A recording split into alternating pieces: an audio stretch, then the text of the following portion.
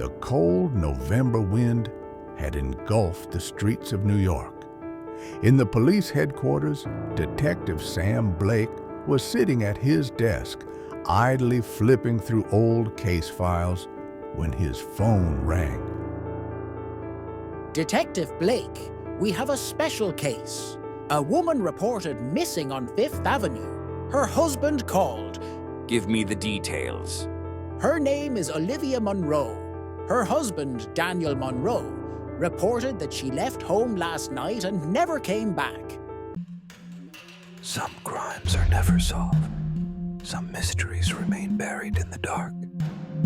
But what if the truth is still out there, waiting to be uncovered? Welcome to Crime Files. Let's uncover the truth together.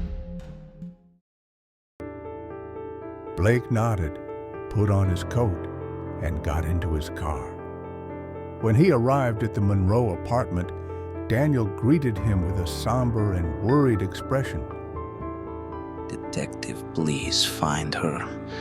I don't know what happened. We had dinner together. Then I went to sleep, and when I woke up, Olivia was gone. So you're saying she left the house on her own? But the security cameras show that no one left the building. Maybe the footage is wrong. Or maybe you're hiding something, Mr. Monroe. Blake entered Olivia's office. Shelves full of books, several handwritten drafts of her novels, and a laptop sitting idle on the desk. Among the papers on the desk, he found a note. If you're reading this, it means they've found me. They? Who are they? He walked over to the laptop and turned it on. Olivia's last sent email was addressed to an anonymous person. I have the proof. We need to talk in person.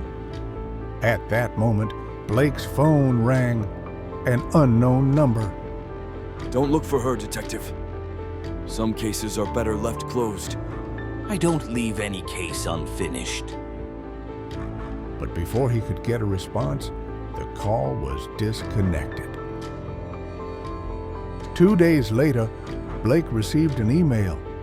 The game is not over yet. The email contained only one sentence. I'm alive, but I can't come back. Blake's eyes widened. He carefully examined the email. The last sentence had an unusual spacing. When he arranged certain letters together, it led him to an address.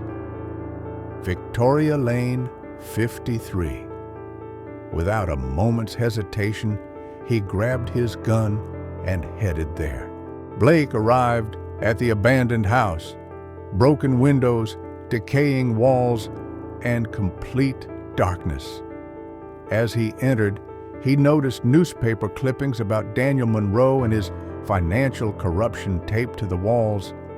But what took his breath away was a photo of himself, mounted in the middle of the room.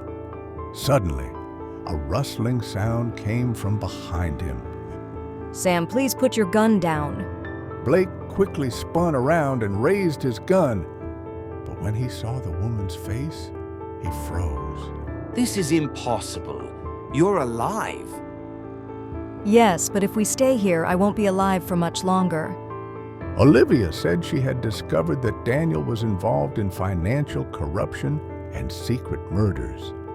When she tried to gather evidence, Daniel found out and tried to kill her. So you staged your own death? I had no other choice. But then, footsteps echoed from outside. They've found us! Then move. We need to get out of here. The door burst open with a kick, and armed men stormed in.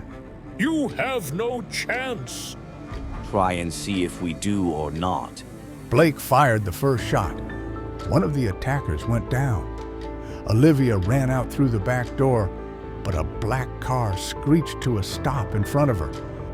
Did you think you could defeat me? No, but I think the internet can... Daniel's phone rang. The color drained from his face. Before the confrontation, Olivia had live-streamed the evidence. Moments later, the sound of police sirens filled the air. The game is over. A few days later, Daniel Monroe was arrested. Blake looked out the window of his office, still pondering Daniel's final words. "This is just one layer of the things you're stuck in." He muttered to himself, "The darkness never truly goes away."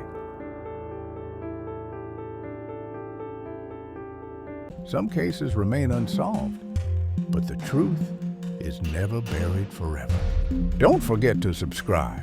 The next case might be even darker.